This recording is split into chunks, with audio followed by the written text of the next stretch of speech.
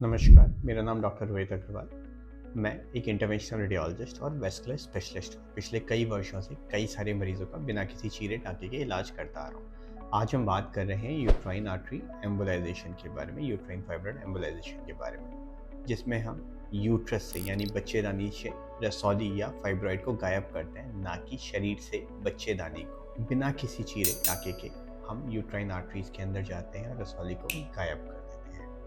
इस वीडियो को हमने 5 भागों में बांटा हुआ है। आपकी सहूलियत के लिए टाइम स्टैम्प्स दी गई हैं, जिससे कि आप उन टाइम स्टैम्प्स के हिसाब से भी वीडियो को देख सकते हैं।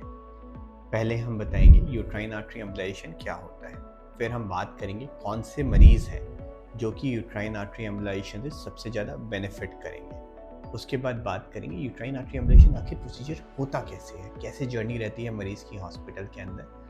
प्रोसीजर के बाद में आफ्टर दी प्रोसीजर कैसी रिकवरी रहती है, और आखिरी में बात होगी कंक्लूजन के बारे में, रिजल्ट्स के बारे में, और ये देखेंगे क्या यूट्राइन आर्टरी एम्बोलाइजेशन सच में एक कारगर प्रोसीजर है या फिर एक अफवाह या मिथ है। बिना समय व्यर्थ किए शुरू करते हैं। What is uterine artery embolisation, यानी कि यूट्राइन फाइब्रोइड एम्बोलाइजेशन आखिर बला क्या है।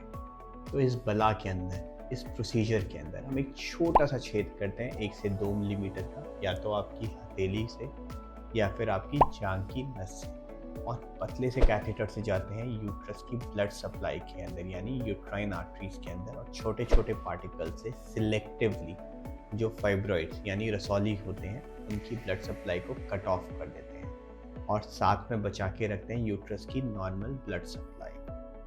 इससे धीरे धीरे करके फाइब्रॉइड्स या रसौली श्रिंक करने लगते हैं और आप सिम्टम फ्री हो जाते हैं।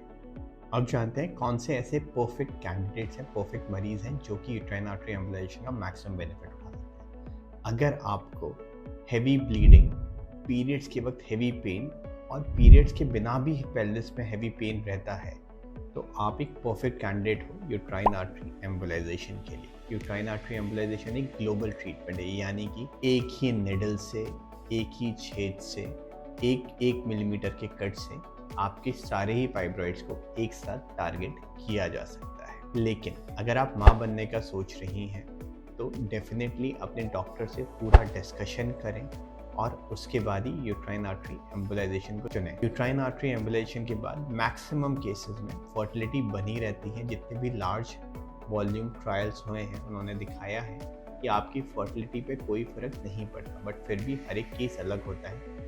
तो यूट्राइन आर्टरी एम्बोलाइजेशन से पहले एक इंटरवेंशनल रेडियोलॉजिस्ट की सलाह लेना ज़रूरी है। प्रोसीजर में हॉस्पिटल के अंदर मरीज़ के साथ कैसे दिन कटता है, तो अक्सर हम मरीज़ों को बोलते हैं कि आप अर्ली मॉर्निंग एडमिट होंगे, हल्का सा नाश्ता करके आप एडमिट हो जाएं या लिक्विड डाइट लेके एडमिट हो जाएं। मरीज़ हमारे पास टेक केयर फैसिलिटी में एडमिट होता है।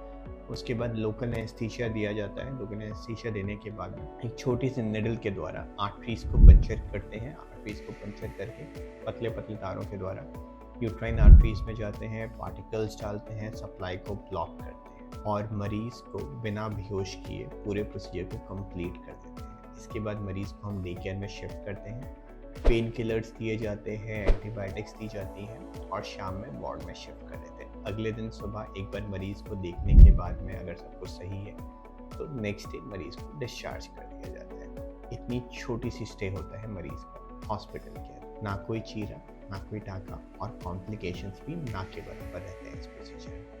आफ्टर दी प्रोसीजर लाइफ कैसी रहती है? यूट्राइन आर्टरी प्रोसीजर के बाद में हम महिलाओं को इनकरेज करते हैं, पेशेंट्स को इनकरेज करते हैं कि नेक्स्ट डे से वो अपना रूटीन काम शुरू कर दें। जो भी रूटीनली वो कर रही हैं वो सब कर सकती हैं सिवाय हैवी जिम के या हैवी वर्कआउट्स के। बाकी रूटीन काम कर सकती हैं।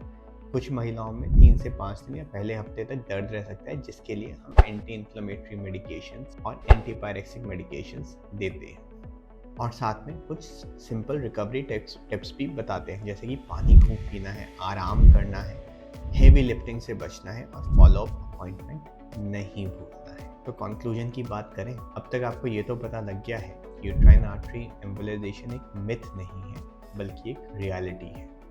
यूट्राइन आर्टरी एम्बोलाइजेशन ने कई लाख मरीजों को वर्ल्ड वाइड ट्रीट किया है, जिसमें कई सारी सेलिब्रिटीज़ भी इंक्लूडेड हैं, और इन मरीजों को यूट्रस भी बचाया जा सका है। तो अगर आपके आपके परिवार में कोई हेवी ब्लीडिंग या यूट्राइन फाइब्रॉइड्स या बच्चेदानी में रसौली से पीड़ित हैं तो एक इंटरवेंशनल रेडियोलॉजिस्ट से कंसल्ट करना ना भूलें। एक ओपिनियन ज़रूर लें, क्या बच्चेदानी को बचाया जा सकता है। आखिर बच्चेदानी एक फ़ीमेल के लिए बहुत इम्पॉर्टेंट होती है, जो ये याद दिलाती है कि वो माँ बन सकती है। धन्यवाद।